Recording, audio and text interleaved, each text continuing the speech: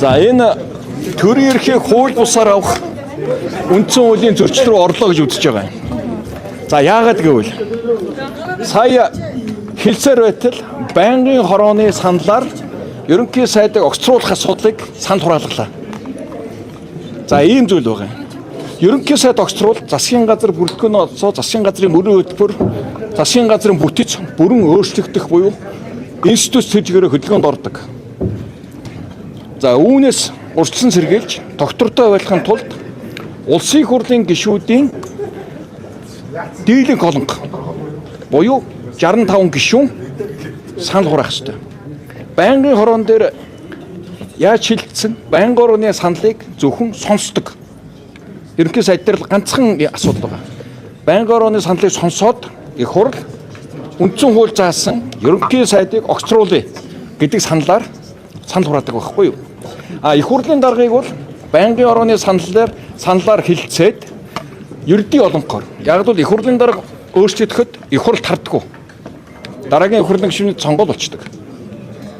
Тэгэхээр гүйц засаглалыг доктортой байлгах нь өнгөрсөн 30 жилийн Монголын улс төрийн гашуун түүхэн дээр доктортой байлгах хангалтын тулд ийм хамгаалт хийж өгсөн.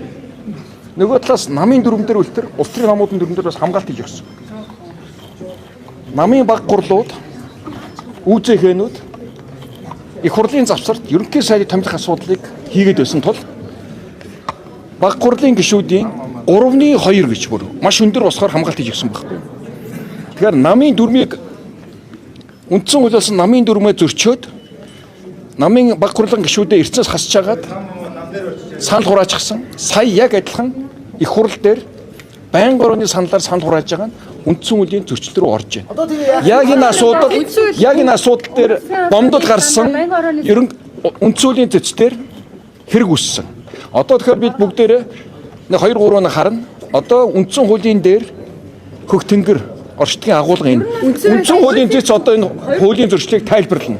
Энийг одоо бүгд харъя. Асуудлаар гаргасан шийдвэр хүчтэй юм уу, хүчингүй юм уу өнөөдрийн чуулган? Хэрвээ үндсэн хуулийн зэц, үндсэн хуулийн бус томьёоллоор санал хураасан зөрчсөн гэж гарвал энэ хурал хүчин төгөлөг бус болчихж байгаа юм. Ер нь их хурлын шийдвэр дээр ерөнхийдөө чорог тавих боломжтой юу? бүгд л өөрт ашигтайгаар тайлбарлаад байна шүү дээ. Тэгэхээр Эцсийн одоо энд өнгөрсөн парламентын 30 жилийн түүхийг мэдэх улсууд их цөөхөн байна. 4-5 гишүүн байгаа. Тэрнийг нь би 20 жилийн дотор ялангуяа саяны энэ үндсэн хуулийн өөрчлөлт болон их хурлын дэгийн өөрчлөлтүүдийг бид Монгол улсын засгийн газар докторгүй байгаад та бүхэн санаж байгаа бол нэг гишүүн санал гаргаад засгийн газрын гишүүнийг огцруулдаг байсан. Одоо санаж бол гүн далайн гишүүн санал гаргаад жаргалзахыг огцруулаад, жаргалзахын зөрж гүн далайг огцруулаад гэх мэтлэнгийн ингээд засгийн докторгүй байдал улс орны эдийн засаг цөргөөр нөлөөлөд байсан тул засгийн доктортой байдлыг хийхин тулд үндсэн хуулиар онцгойлон зөвхөн улсын их хурл үндсэн хууль заасан томьёолоор санал хурааж шийдэх онцгой эрх авсан байхгүй юу? Байнгын хорооны саналыг сонсдог. За байнгын хороо ингэ шилжлээ процессыг ингэ сонсох хэрэгтэй байхгүй юу?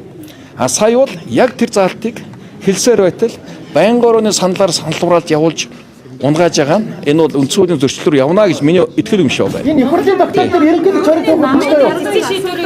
Миний хувьд боломж байна гэж бодож байна. Үндсэн хуулийн зөрчил явж байгаа гэж үзнэ. Гэтэ бүгдээрээ юуг харъя? Үндсэн хуулийнхаа цэцгийн тайлбарыг харъя. Тэгээд ус шийдэх. Ерөнхийдөө чорог тавих боломжтой юу? Одоо ерөнхийдөө мөн адилхан энэ цэцгийн дүнлэлтийг харах байх. Үнэхээр цэцдэр энэ асуудал үндсэн хуулийн зөрчилтэй гэж үзвэл дараагийн асуудал процесс явна шүү дээ. Гол нь энэ засаг байгуулагдах, унах энэ ердийн арчилсан нийгмийн арчилсан парламентын л одоо үйл явдал. Гол нь бид нар үндсэн хуулиар их сахиж хамгаалах хэрэгтэй байна. Хурлаас шийд гараагүй байхад цэцэд маргаан гаргаж байгаа нь хууль бус гэж тайлбарлаад байсан. Одоо бүр сая албан ёсоор бүр хураачлаа шүү дээ, тий.